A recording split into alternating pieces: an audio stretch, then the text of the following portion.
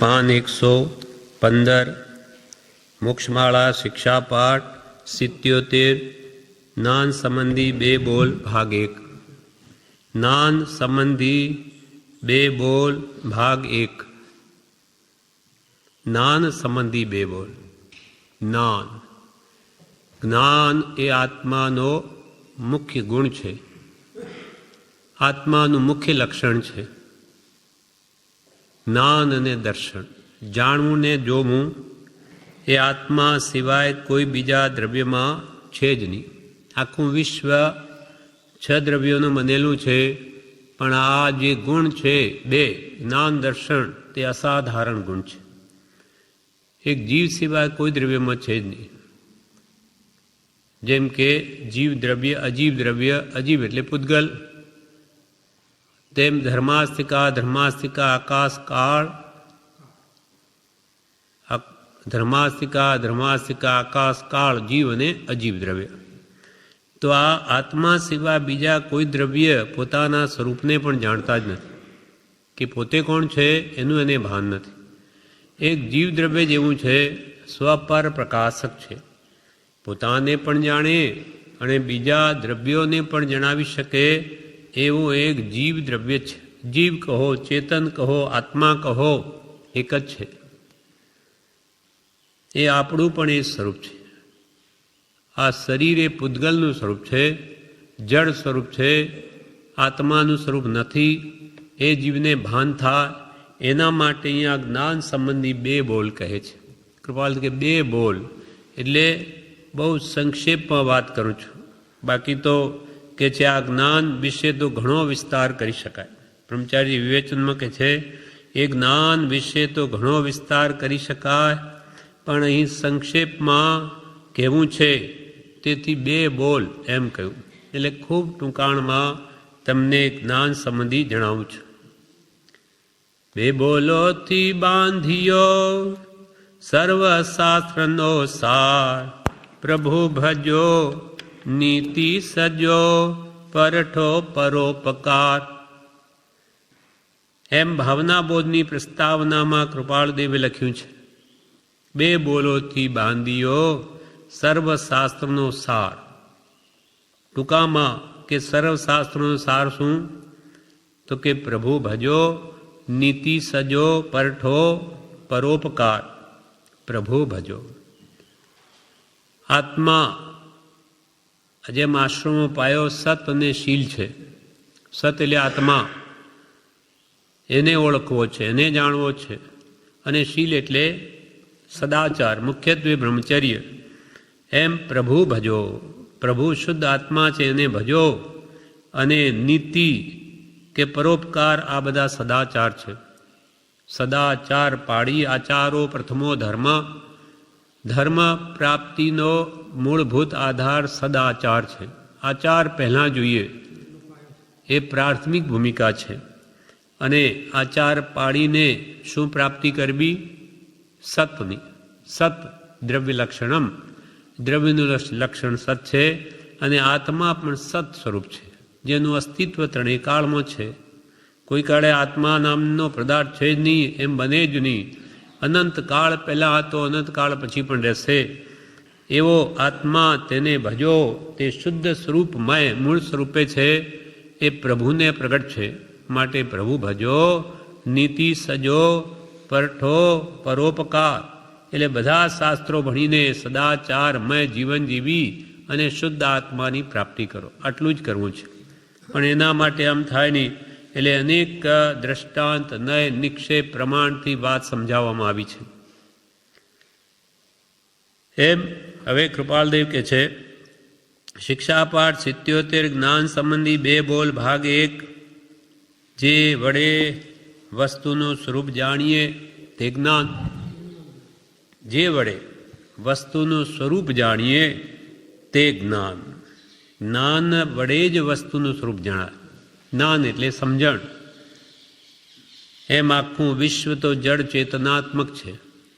જડ ને ચેતન, ટૂંકાણમાં 2 દ્રવ્યો કહો તો જડ ચેતન. આત્મા સિવાય 5 દ્રવ્યો જડ. એટલે કે ભાઈ જડ અને ચેતનમય આખું વિશ્વ છે.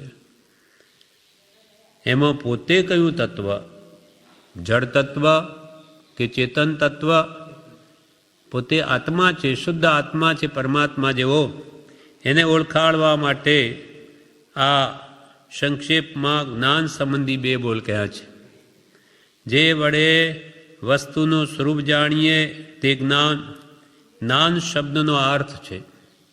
હવે યથામતી વિચારવાનું છે કે જ્ઞાનની કંઈ આવશ્યકતા છે.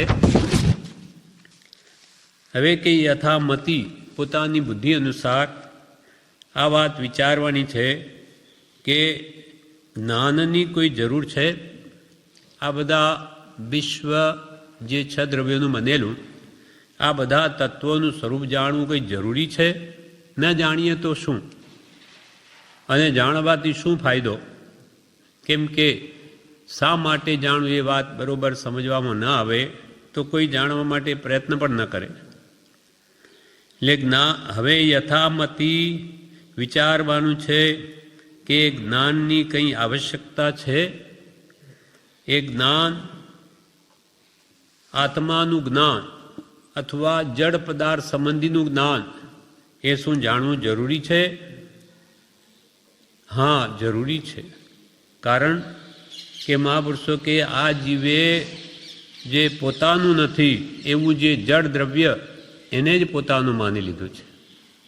શરીર, કુટુંબ, ધનાદિ આ બધા પરદ્રવ્ય છે, પણ આ જીવે અજ્ઞાનવશ એ બધાને સ્વ માની લીધા અને પોતે જે દ્રવ્યમય છે એવા ચેતન દ્રવ્યને ભૂલી જ ગયો છે. એ તો છે કે નહીં એની ખબર નહીં. એટલે કૃપાલ કે તારી મોટામાં મોટી ભૂલ શું? પરને પોતાનું માનવું અને પોતે પોતાને ભૂલી જવું. આ મોટામાં મોટી ભૂલ જે અનાદિકાલથી ચાલી આવી છે. આત્મભ્રાંતિ સમ રોગ નહીં, એ રોગ અનાદિકાળનો છે. આત્માની જ ભ્રાંતિ થઈ ગઈ, ભ્રમ થઈ ગયો કે દેહ તે જ હું. કરવું એટલું જ, દેહ તું નહીં, તું આત્મા છું, એટલા જણાવવા માટે જ આ અનેક શાસ્ત્રો ઘડ્યા છે. જ્ઞાન શબ્દનો અર્થ છે. હવે યથામતી વિચારવાનું છે કે જ્ઞાનની કંઈ આવશ્યકતા છે. જો આવશ્યકતા છે તો તે પ્રાપ્તિના કંઈ સાધન છે. માનો કે જ્ઞાન પરદ્રવ્ય કે સદ્રવ્ય સંબંધી મેળવવાની જરૂર છે, તો એ જ્ઞાન મેળવવાના કંઈ સાધન છે? કોની વાત સત્ય માનવી? જો સાધન છે તો તેને અનુકૂળ દેશકાળ ભાવ છે કે નથી? પહેલાં તો કયા સદગુરુ વડે આત્મા સંબંધીનું જ્ઞાન મેળવવું અને માટે કયો ધર્મ સાચો, તો તે કઈ સાધન વડે મારા આત્માની ઓળખાણ કરવી કે દ્રવ્યનું સ્વરૂપ સમજવું?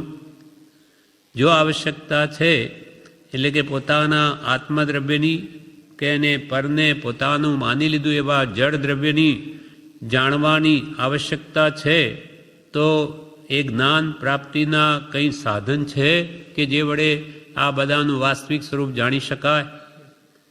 જો સાધન છે તો તેને અનુકૂળ દેશકાળ ભાવ છે. જો કે સાધન છે માનો જ્ઞાન થવાને, તો આ દેશ, ભારત દેશ કે પંચમ કાળ એ યોગ્ય છે કે ભાઈ આ કાળમાં જ્ઞાન થશે, પરિપૂર્ણ જ્ઞાન થશે? કેવળ જ્ઞાન એ પરિપૂર્ણ જ્ઞાન છે કે અંશે આત્મજ્ઞાન થશે? જો સાધન છે તો તેને એટલે આત્મા સંબંધી જ્ઞાન થવાને અનુકૂળ આવા દેશ છે. આર્ય દેશ છે કે નાર્ય દેશ છે? આર્ય દેશમાં આત્મા સંબંધીનું જ્ઞાન થઈ શકે.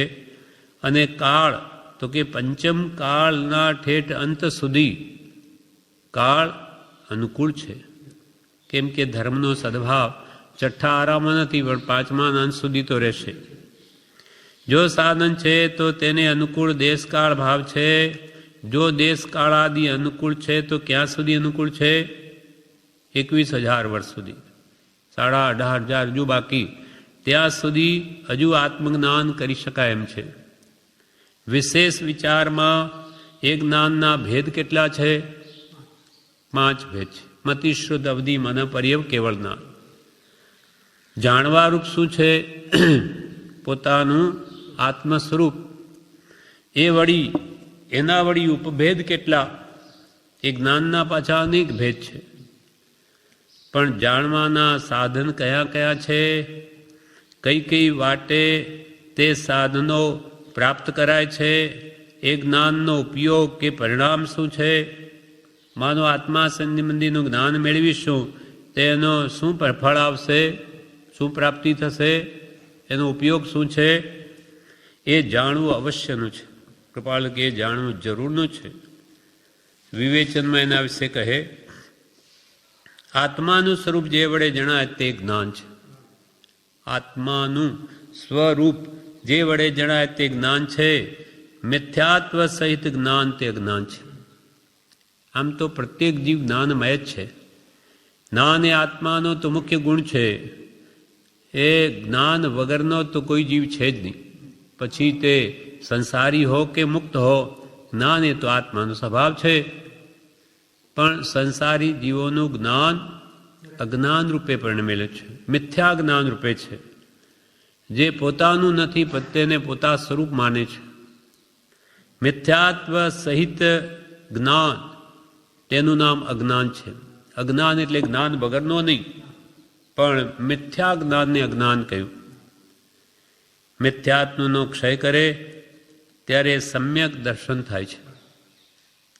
મિથ્યા માન્યતાઓ ગઈ અને ભગવાને જેમ તત્વ ઉપદેશ્યું તત્વા શ્રદ્ધાનમ સમ્યક દર્શનમ, એમ જેમ છે તેમ પદાર્થનું વાસ્તવિક શ્રદ્ધાન થઈ ગયું તો એને વ્યવહાર સમ્યક દર્શન કહેવામાં આવે છે. મિથ્યાત્વનો ક્ષય થયે સમ્યક દર્શન થાય છે અને તે થતાં જ્ઞાન પણ સમ્યક થાય છે. ભગવંતે જેમ કહ્યું તેના અનુસારે જે માનવામાં આવે ને જે જાણપણું હોય તે પણ સમ્યક થાય છે. પછી ચારિત્ર મોહનો ક્ષય કરે ત્યારે કેવળ જ્ઞાન પ્રગટે છે. આત્મા કેવળ જ્ઞાન સ્વરૂપ છે. તે પ્રગટ કરવા માટે આ પાઠમાં ઉપદેશ છે. જે આત્માનું સંપૂર્ણ જ્ઞાન કેવળ જ્ઞાન છે. એ મૂળભૂત સ્વભાવ છે. સર્વજીવ છે સિદ્ધ સમ, સિદ્ધ ભગવાન તો કેવળ જ્ઞાનમય છે. તો સર્વ આત્મામાં કેવળ જ્ઞાન તો છે જ, નિશ્ચય એ તો છે જ, પણ અપ્રગટ છે. એ તિરોભાવે છે, ઢંકાયેલું છે. આવિર્ભાવે થાય ત્યારે પ્રગટ થયું કહેવાય.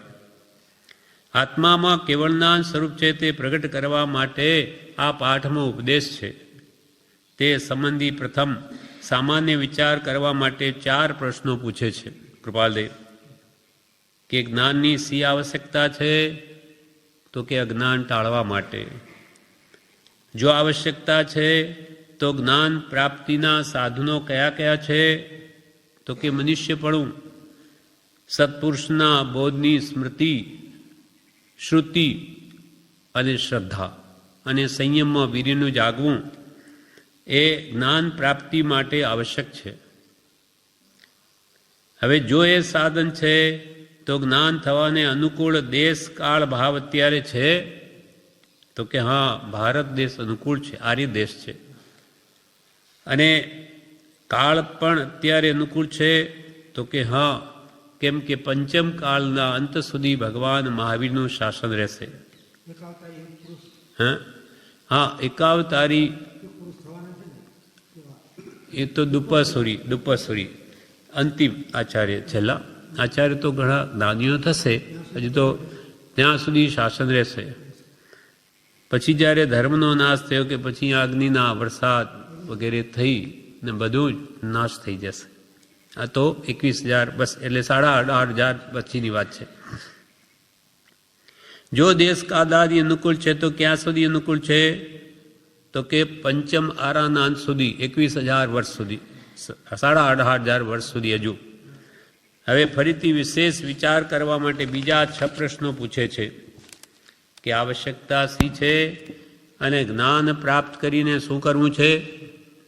તો કે કેવળ જ્ઞાન પ્રગટાવવું છે.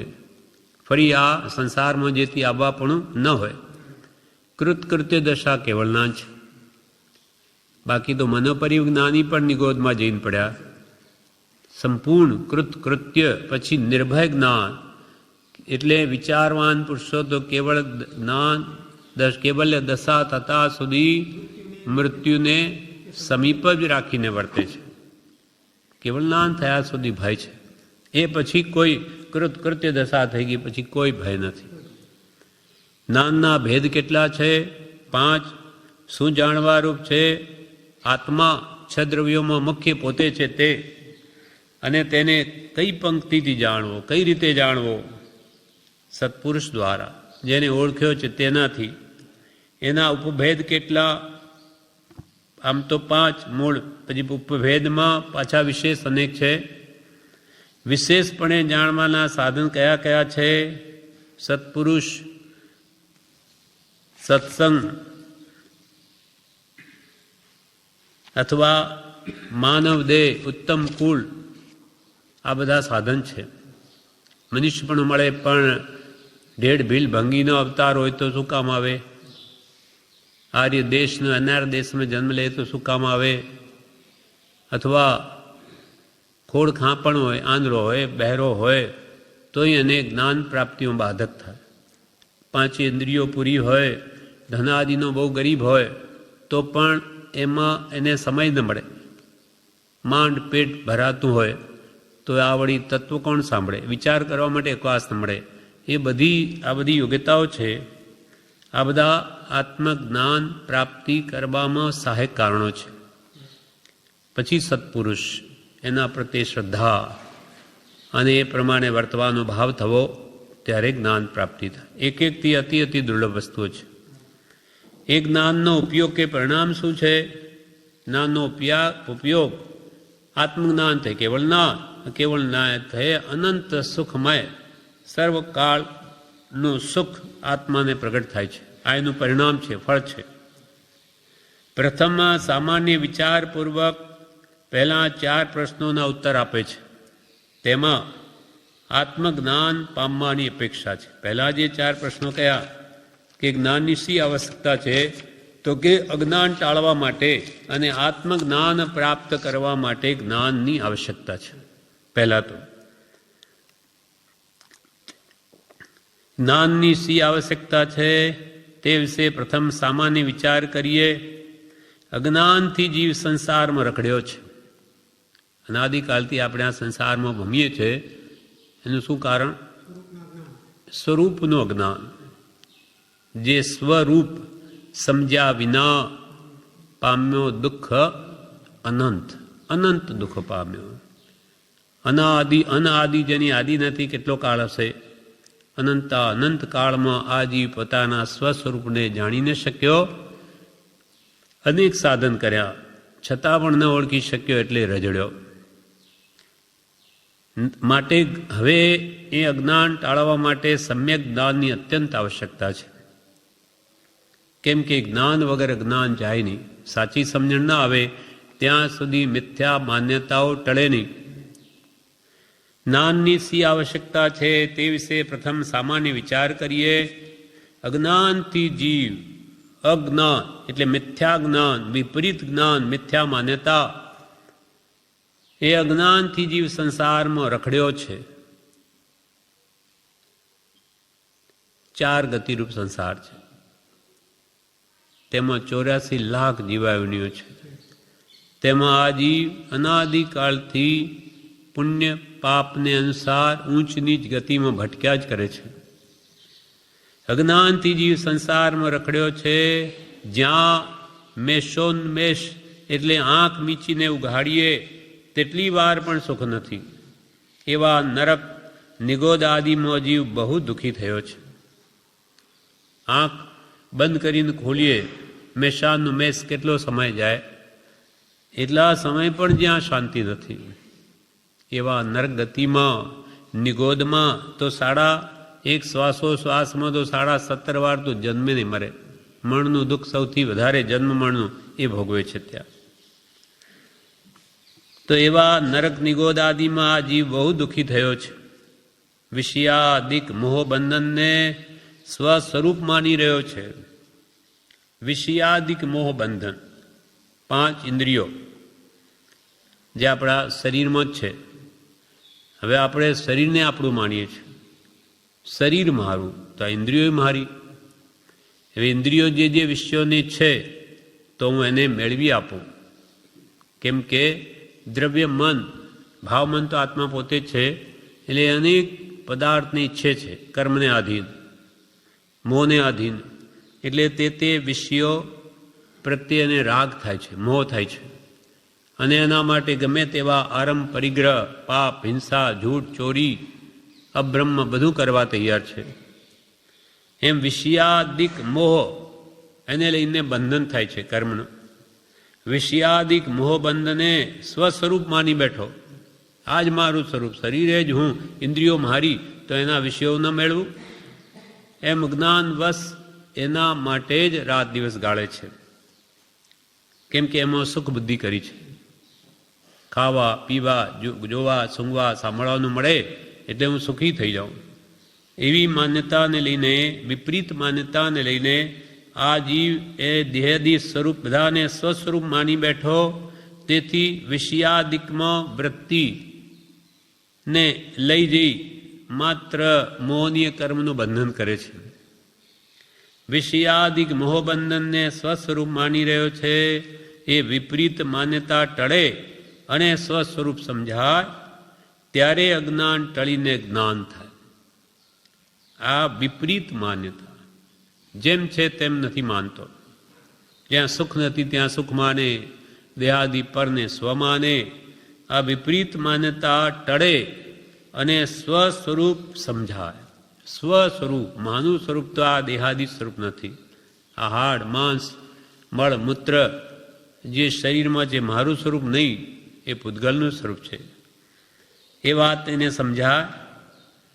એટલે વિપરીત માન્યતા ટળે અને સ્વસ્વરૂપ જ્ઞાન, દર્શન, સુખ, વીર્યમય અનંત શક્તિનો ધણી એવો જે આત્મા, એનું સ્વરૂપ સમજાય ત્યારે અજ્ઞાન ટળીને જ્ઞાન થાય. જ્ઞાન પ્રગટ થાય તો અનંત દુઃખ, અનંત ક્લેશ આદિ જાય. આત્મજ્ઞાન પ્રાપ્ત થઈ ગયું કે બધા પર પદાર્થોનો રસ ઘટી જાય. આત્મામાં જ એને સુખ વેદન થાય, એટલે પર પદાર્થો તો એને તુચ્છ ભાસે. ઇન્દ્રિય સુખ એ સુખને ભાસે. જ્ઞાન પ્રાપ્ત થાય તો અનંત દુઃખ, અનંત ક્લેશ જે રાગ દ્વેષ કરવાથી થાય તે બધું જ મટી જાય. એ રીતે જન્મ મરણરૂપ સંસાર ક્લેશ ટાળવા આત્મજ્ઞાન પ્રાપ્ત કરવાની પ્રથમ આવશ્યકતા છે. સૌથી પહેલાં આ જન્મ, જરા અને મૃત્યુ મુખ્ય દુઃખના હેતુ, કારણ તેના 2 કયા? રાગદ્વેષ અણહેતુ. એ રાગદ્વેષ જે મુખ્ય જન્મ, જરા, મરણના કારણ છે, સંસાર ક્લેશના કારણ છે, એ એને સમજાઈ જાય તો એને ટાળવા માટે અને આત્મજ્ઞાન પ્રાપ્ત કરવાની પ્રથમ આવશ્યકતા છે. વિચાર વિના જ્ઞાન થાય નહીં, અને અસત્સંગને અસત પ્રસંગથી જીવનું વિચાર બળ પ્રવર્તતું નથી. માટે સત્સંગમાં રહી આત્મવિચારણા જીવ કરે તો આત્મજ્ઞાન થાય. વસ્તુ વિચારત ધ્યાવતે મન પામે, વિશ્રામ રસ સ્વાદ સુખ ઉપજે અનુભવ યાકો નામ. એટલે એ રીતે જન્મ મરણરૂપ સંસાર ક્લેશ ટાળવા આત્મજ્ઞાન પ્રાપ્ત કરવાની પ્રથમ આવશ્યકતા છે. સૌથી પહેલાં આત્મજ્ઞાન જોઈએ. જ્ઞાને બાંધ્યું મન રહે, પણ ગુરુ વિણ જ્ઞાન ન હોય. સદગુરુ વગર સતજ્ઞાન, સત સ્વરૂપનું જ્ઞાન થાય એવો ઉપદેશ મળી શકે નહીં.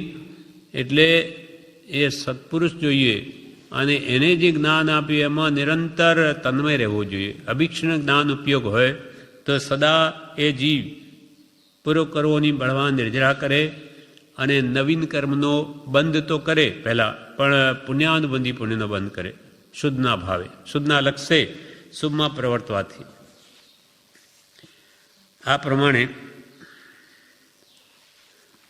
હવે અહીંયા આગળ કૃપાલદેવ કહે છે, એ જ્ઞાનનો ઉપયોગ કે પરિણામ શું છે જાણવું અવશ્યનું છે. પહેલું કૃપાલદેવ મોક્ષમાળામાં કહ્યું, જ્ઞાનની શી આવશ્યકતા છે તે વિશે પ્રથમ વિચાર કરીએ.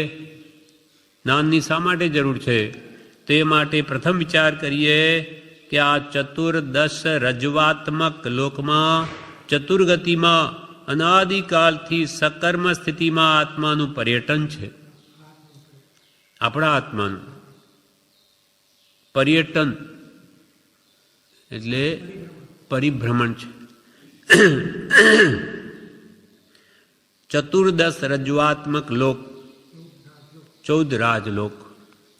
ચતુર્દશ, 10 ને 4 14, ચતુર્દશ રજવાત્મક લોક, 14 રજ્જુ પ્રમાણ આખો લોક છે. તેમાં 84 લાખ જીવાઓની અથવા 4 ગતિઓ. ચતુર્ગતિમાં અનાદિકાળથી આપણો આત્મા સકર્મ સ્થિતિમાં, કર્મ ન હોય, કર્મ એટલે કાર્યો, કંઈ પણ કાર્ય ન કરતો હોય તો કર્મ ન થાય દ્રવ્યથી કે ભાવથી. પણ જ્યાં સુધી કર્મ એટલે કર્મણ વર્ગણાઓ પૂર્વે ભાવો કરીને બાંધેલી છે ત્યાં સુધી તો એ આત્માનું આ જગતમાં જ પર્યટન રહેશે. કેમ કે પાપ પુણ્યરૂપ આખું વિશ્વ છે.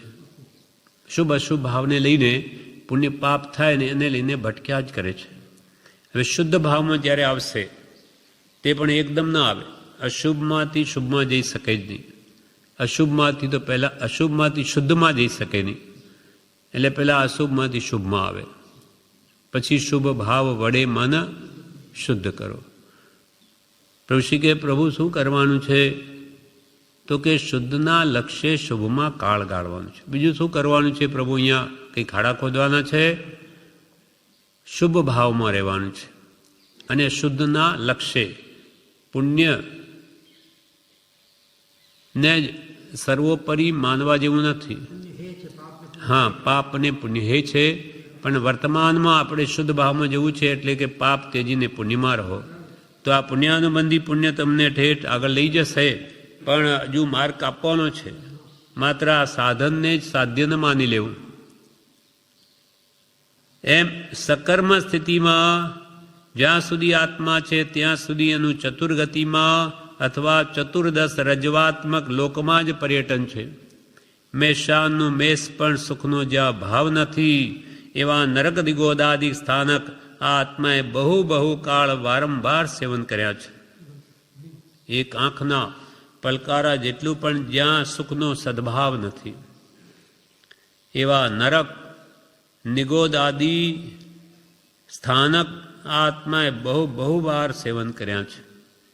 અસહ્ય દુઃખોને પુનઃ પુનઃ અને કહો તો અનંતી વાર સહન કર્યા છે. આજે આપણાથી સાધારણ દુઃખ બી સહન નથી થતું, પણ પરાધીન અવસ્થાએ આ જીવે ભયંકર દુઃખ સહન કર્યા. નરકના દુઃખ કેવા! લાખ મણનો ગોળો ઉપરથી નાખ્યો લોખંડનો તો પૃથ્વીને ન અડે એના પહેલાં ઓગળી જાય. એ કેવી ગરમી હશે! આજે સાધારણ ગરમી આપણને સહન થતી નથી. પંખા લગાડો, ત્યાં શું છે? એમ આ જીવે પરાધીનપણે ઘણું દુઃખ વેદ્યું. અસહ્ય દુઃખોને પુનઃ પુનઃ ફરી ફરી અને કહો તો અનંતી વાર સહન કર્યા છે. અસહ્ય દુઃખ એ ઉતાપથી નિરંતર તપતો આત્મા માત્ર સ્વકર્મ વિપાકથી પર્યટન કરે છે. એ ઉતાપ, આ ત્રિવિધ તાપાગ્નિ અથવા જન્મ જરા અને મરણના દુઃખ અથવા આધિ વ્યાધિ ઉપાધિ એનાથી નિરંતર તપતો આત્મા માત્ર સ્વકર્મ વિપાકથી, બીજાના કર્મના ફળથી નહીં, પોતાના જ બાંધેલા કર્મના ફળમાં એ ઉતાપથી નિરંતર તપતો આત્મા માત્ર સ્વકર્મ વિપાકથી પર્યટન કરે. બીજાના ફળમાં, પોતે જ બાંધેલા કર્મોના ફળમાં ભટક્યા જ કરે છે. પર્યટનનું કારણ, આ રખડપાટનું કારણ શું? અનંત દુઃખદ જ્ઞાનાવરણી આદિ કર્મો છે. અનંત દુઃખદ, અનંત દુઃખને દેવાવાળા એવા જ્ઞાન જ્ઞાનાવર્ણીય, દર્શનાવર્ણીય, અંતરાય અને મોહનીય, આ 4 ઘાતિયા કર્મ મુખ્ય છે. અનંત દુઃખદ જ્ઞાનાવર્ણ્યાદિ કર્મો છે જે વડે કરીને આત્મા સ્વસ્વરૂપને પામી શકતો નથી.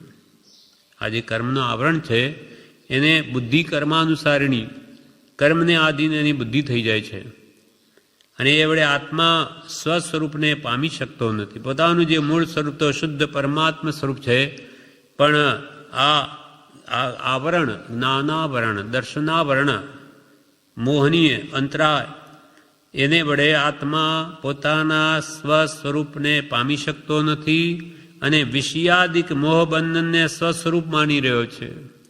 5 ઇન્દ્રિયના વિષયો અથવા એને લઈને થતું બંધન, તે લોક સંબંધી બંધન, સ્વજન કુટુંબરૂપ બંધન, સંકલ્પ દેહાભિમાનરૂપ બંધન અને સંકલ્પ વિકલ્પરૂપ બંધન, આ 4 બંધનો ને જ પોતાનું સ્વરૂપ માની રહ્યો છે.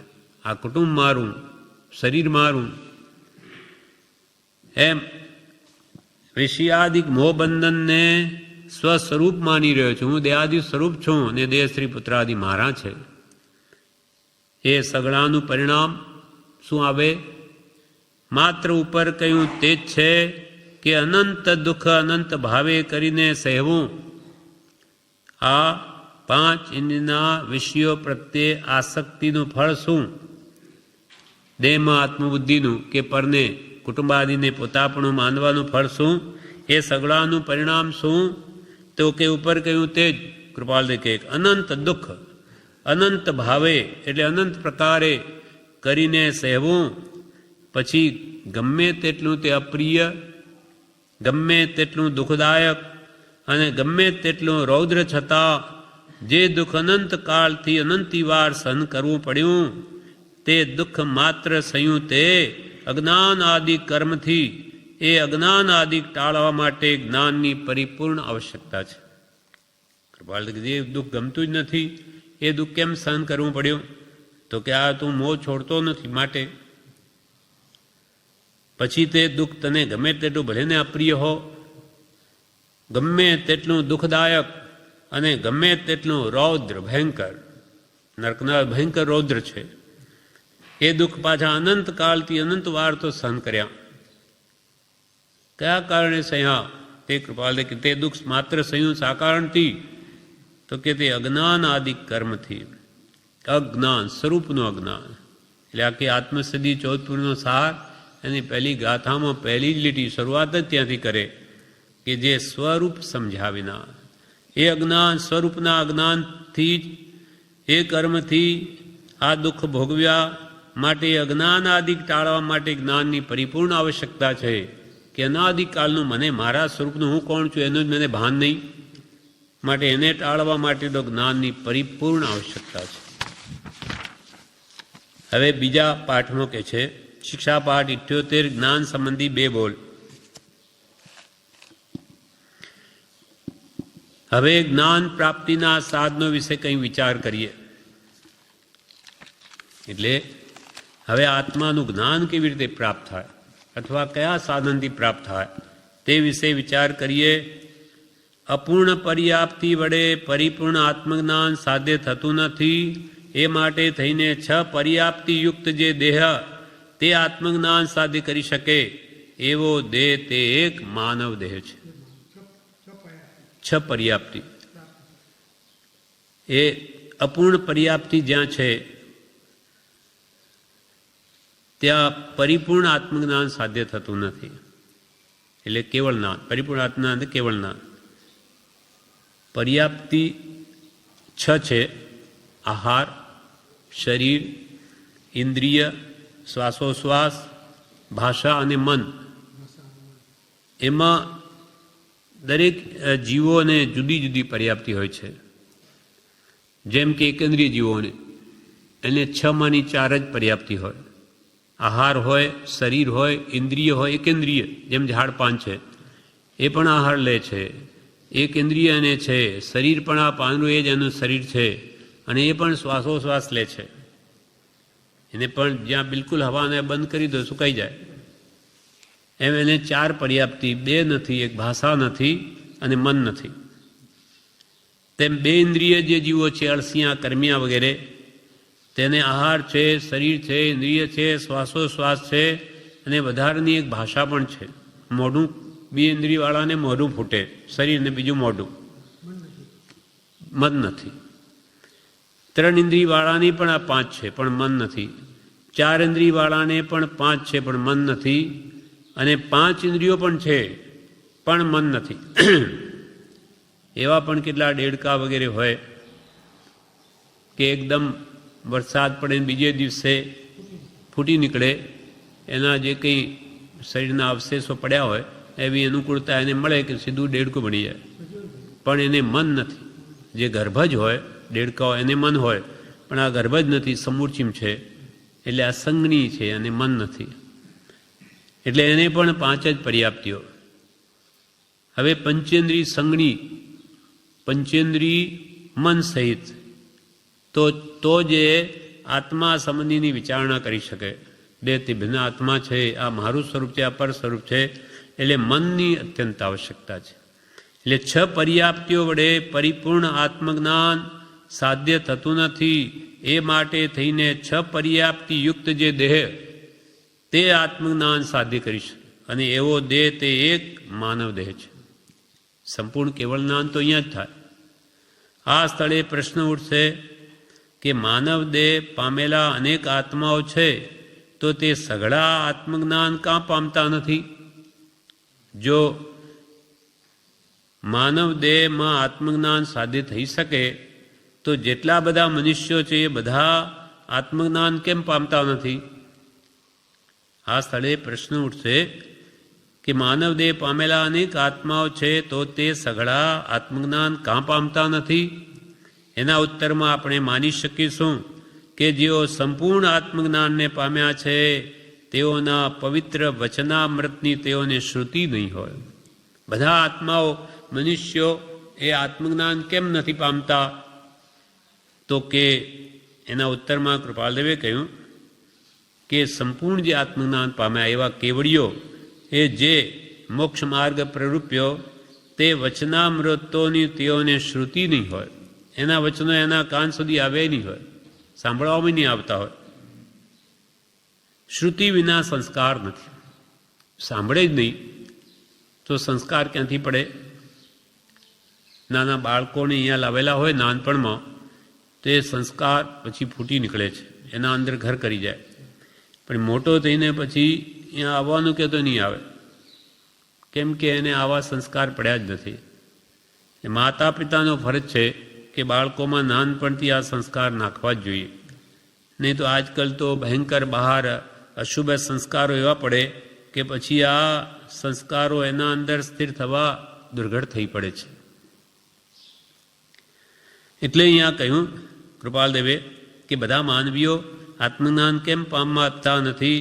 તો કે જે સંપૂર્ણ આત્મજ્ઞાનને પામ્યા એવા તેઓના પવિત્ર વચનામૃતની તેઓને શ્રુતિ નહીં હોય, શ્રવણ સાંભળવામાં જ ના આવ્યા હોય. અને શ્રુતિ વિના સંસ્કાર નથી. સાંભળે નહીં તો સંસ્કાર ક્યાંથી પડે? જો સંસ્કાર નથી તો પછી શ્રદ્ધા ક્યાંથી હોય? સંસ્કાર જ પડ્યા નથી, સાંભળ્યું જ નથી, કોઈથી દેહથી આત્મા ભિન્ન છે વગેરે, તો એને આત્માની શ્રદ્ધા જ ક્યાંથી હોય? અને જ્યાં એકે નથી ત્યાં જ્ઞાન પ્રાપ્તિ શાની હોય? જ્યાં ભગવાનના વચનો સાંભળ્યા નથી, એના સંસ્કાર પડ્યા નથી, અને તો કે એને શ્રદ્ધા પણ ક્યાંથી હોય? તો એને શ્રદ્ધા ક્યાંથી હોય? એને શ્રદ્ધા પણ નથી, એમાંનું એકે નથી, તો જ્ઞાન પ્રાપ્તિ સાથી હોય? એ માટે માનવ દેહની સાથે સર્વજ્ઞ વચનામૃતની પ્રાપ્તિ અને એની શ્રદ્ધા એ પણ સાધનરૂપ છે. એટલે ખાલી મનુષ્યમાં મળી જાય એટલે બધા જ્ઞાની જ થઈ જાય એવું નથી. એને સત્પુરુષના વચનોનું શ્રવણ થવું જોઈએ, મનન થાય, નિધિધ્યાસન થાય, અને એના પ્રત્યેક શ્રદ્ધા આવે, તે પ્રમાણે વર્તે, ત્યારે જ્ઞાન થાય. એટલે ભગવાન મહાવીરે અંતિમ ઉપદેશમાં માણું સત્તમ સુઈ શ્રદ્ધા સંયમ અમ્ય વીરમ 4 કહ્યું. ચતુરાણી પરમંગાણી. પહેલાં મનુષ્યપણું, પછી ભગવાનના વચનોની શ્રુતિ, શ્રદ્ધા, શ્રુતિ એટલે શ્રવણ, પછી શ્રદ્ધા, આ બધું જ જોઈએ. અને પછી સંયમમાં વીર્ય સ્ફુરાયમાન થાય. એટલે સર્વજ્ઞના એ માટે માનવદેહની સાથે સર્વજ્ઞ વચનામૃતની પ્રાપ્તિ અને એની શ્રદ્ધા એ પણ સાધનરૂપ છે. સર્વજ્ઞ વચનામૃત અકર્મ ભૂમિ કે કેવળ અનાર ભૂમિમાં મળતા નથી, તો પછી માનવદેહ શું ઉપયોગનો? સર્વજ્ઞ વચનામૃત અકર્મ ભૂમિ, ભોગભૂમિ, 56 ભોગભૂમિઓ છે, અશુભ શુભ, તો એમાં પણ કંઈ આવા વચનામૃતો મળતા નથી. તેમજ કેવળ અનારી ભૂમિ, ત્યાં પણ ભગવાનના વચનો મળે જ નહીં, તો એ માનવદેહ શું ઉપયોગનો? એ માટે થઈને આર્ય ભૂમિ એ પણ એક સાધન છે.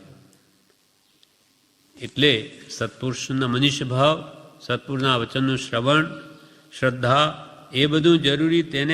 તેની સાથે આર્ય દેશની પણ એટલી જ આવશ્યકતા છે, નહીં તો એમાંનું કંઈ સાંભળવા જ ન મળે. તત્વની શ્રદ્ધા ઉપજવા અને બોધ થવા નિર્ગ્રંથ ગુરુની આવશ્યકતા છે. આર્ય ભૂમિ અને એમાં પાછા સત્પુરુષની પણ જરૂર છે. નિર્ગ્રંથ ગુરુ, જેની રાગદ્વેષનાની ગ્રંથિ ગળી ગઈ, એવા આત્મજ્ઞાની ગુરુની આવશ્યકતા છે, નહીં તો એને આ તત્વ બતાવે કોણ? તત્વની શ્રદ્ધા ઉપજવા અને બોધ થવા માટે નિર્ગ્રંથ ગુરુની આવશ્યકતા છે.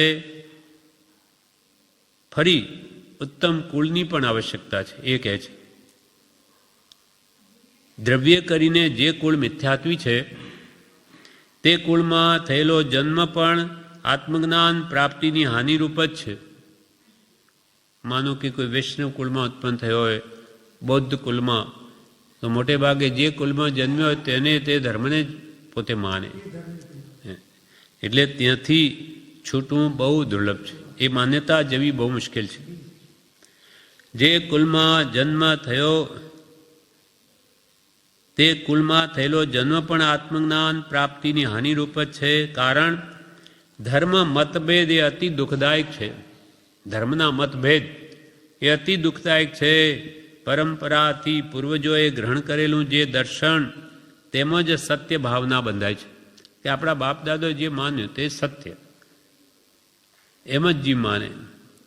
આપણે બીજા અન્ય ધર્મીઓની વાત જવા દો, પણ વિતરાગ માર્ગમાં, ભગવાન મહાવીરના માર્ગમાં પણ દિગંબર, શ્વેતાંબર, સ્થાનકવાસી કે તેરાપંથી, આ બધા ફિરકાઓની પણ માન્યતા છે. તે અમે કહીએ તે સત્ય. દિગંબર શ્વેતાંબરને મિથ્યા કહે, શ્વેતાંબર મિથ્યા દિગંબરને મિથ્યા કહે, સ્થાનકવાસી બંનેને મિથ્યા કહે. આમ એમાં એટલો ભેદ કે અમે જે કહીએ જ સાચું, અમારા બાપ દાદાએ જે નક્કી કર્યું એ જ સાચું. સાચું તે મારું નહીં, મારું જે છે એ જ સાચું. પરંપરાથી પૂર્વજોએ ગ્રહણ કરેલું જે દર્શન, તેમજ સત્ય ભાવના બંધાય છે. એથી કરીને પણ આત્મજ્ઞાન અટકે છે. એથી કરીને પણ આત્મજ્ઞાન અટકે છે. એ માટે ભલું કુલ પણ જરૂરી છે. ભલું કુલ, હા, ઉત્તમ કુલ એ પણ જરૂરનું છે. એ સઘળા પ્રાપ્ત કરવા માટે થઈને ભાગ્યશાળી થવું.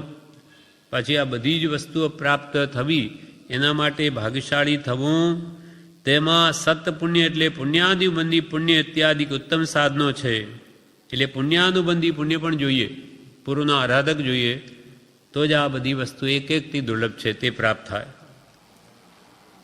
એ દ્વિતીય સાધન ભેદ કયો.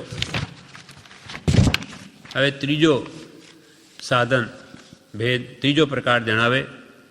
જો સાધન છે તો તેને અનુકૂળ દેશકાળ છે.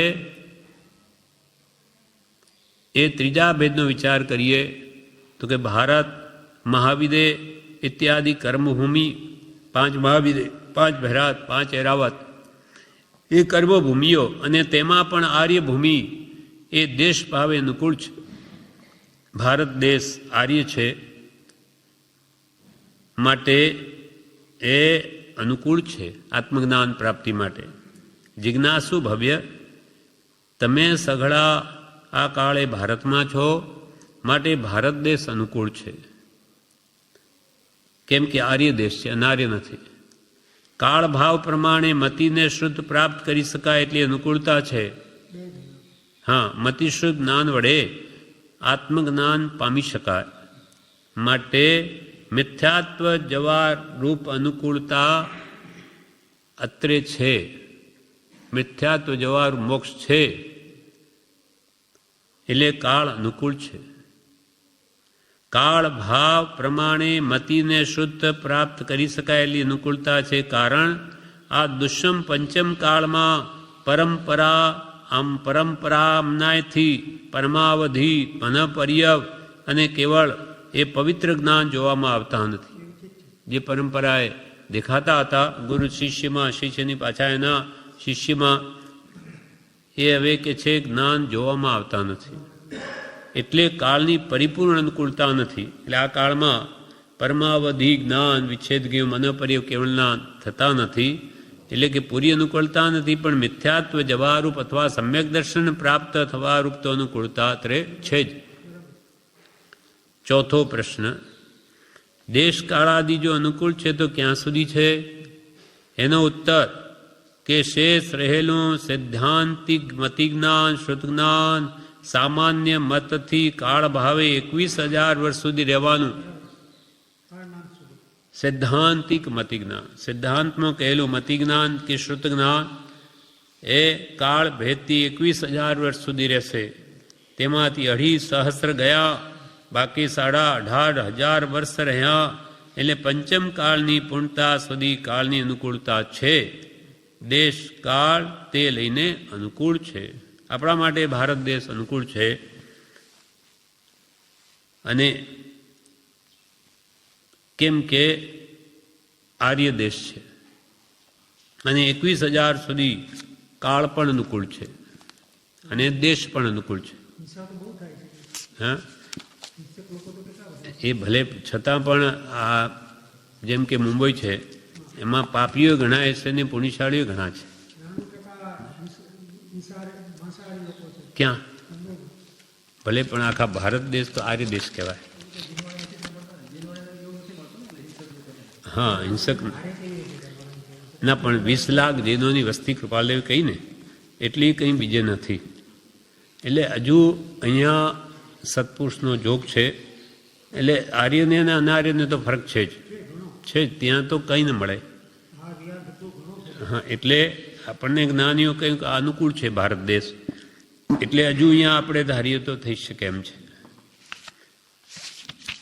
હવે વિવેચનમાં જણાવે છે, શિક્ષાપાઠ 78 જ્ઞાન સંબંધી 2 બોલ ભાગ 2 વિવેચન. આત્મજ્ઞાન પ્રાપ્ત કરવું હોય તો તેના સાધનો કયા છે તે કહે છે. કયા કયા સાધનો છે? તો કે 6 પર્યાપ્તયુક્ત માનવદેહ મળ્યો છે, એ સાધન છે. આપણને બધી પર્યાપ્તિઓ મળેલી છે. તે માનવદેહની સાથે સર્વજ્ઞ ભગવાનના વચનોનું શ્રવણ જોઈએ.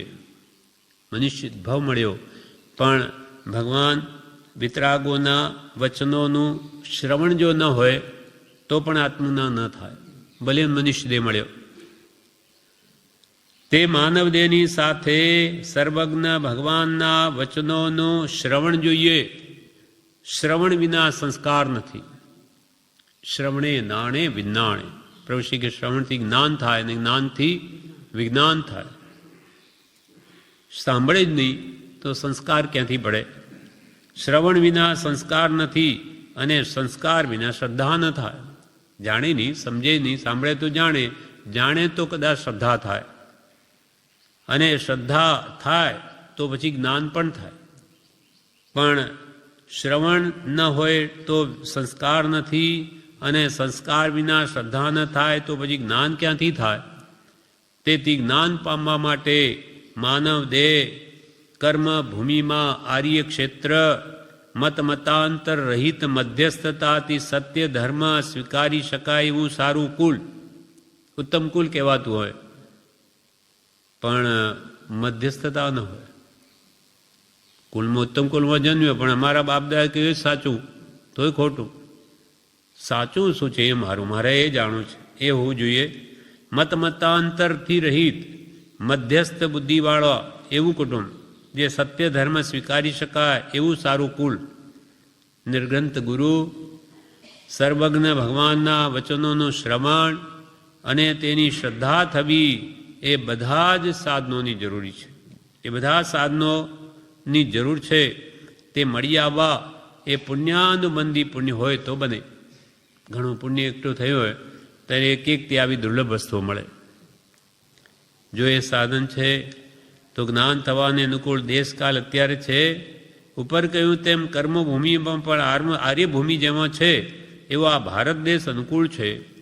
આ પંચમ કાળમાં મતિશ્રુત અવધિ થઈ શકે, પણ પરમાવધિ, મનોપર્યવ અને કેવળ જ્ઞાન આ ક્ષેત્રે પરંપરા એમનાથી જોવામાં આવતા નથી. એ રીતે કાળ પરિપૂર્ણ અનુકૂળ નથી, કેમ કે આ કેવળ જ્ઞાન થતું નથી. માટે તો પણ આત્મજ્ઞાન થવા માટે તો દેશકાળ અનુકૂળ છે. ચોથું, જો દેશકાળાદી અનુકૂળ છે, ક્યાં સુધી અનુકૂળ છે? તો કે શેષ રહેલું સિદ્ધાંતિક મતિજ્ઞાન અને શ્રુત જ્ઞાન, ભગવાનનું શાસન ચાલશે ત્યાં સુધી રહેવાનું, પંચમકાળના અંત સુધી. મહાવીર ભગવાનનું શાસન 21,000 વર્ષ ચાલશે. તેમાંથી 2,500 વર્ષ ગયા, તેથી હજુ 18,500 વર્ષ રહ્યા, અથવા પંચમ કાળની પૂર્ણતા સુધી તો દેશકાળ અનુકૂળ છે. એટલે આપણે જો આત્મજ્ઞાન પ્રગટાવવું હોય તો બધું જ અનુકૂળ છે. માટે કે તે પુરુષાર્થ કરો તો મિથ્યાત્વ ગયું કે મહામોહ ગયો. મિથ્યાત્વને મહામોહ કયો છે. દર્શન મોહ એ જ બળવાન છે. એ ગયું ચારિત્ર મોહના તો સાંધા ઢીલા પડી જાય. જેમ આપણી કેળ ભાંગી ગઈ હોય તો માણસ જીવી ન શકે, ભલે જીવતો દેખાય પણ એ મરવાના ક્રમમાં છે. એટલે એમ દર્શન મોહ ગયો અને ક્ષાયક સંકિત થયું, એનો ચારિત્ર મોહ જાય ને જાય જ, એ રહી ન શકે. પ્રતિક્ષણે એ મોક્ષ તરફ જ ધસી રહ્યો છે. માટે મુખ્યત્વે એવો મોહ, દર્શન મોહ, મિથ્યાત્વ, અજ્ઞાન એ આ ભમમાં જઈ શકે છે. અને એના માટે સત્પુરુષના વચનોની અત્યંત જરૂર છે. જ્ઞાનીના વચનામૃત તે આપણે મળ્યા છે, સત્સંગ મળ્યો. હવે ખામી આપણી છે મનુષ્યપણું, શ્રુતિ, શ્રદ્ધા, સંયમ, મમ્મીય વીર્યમ.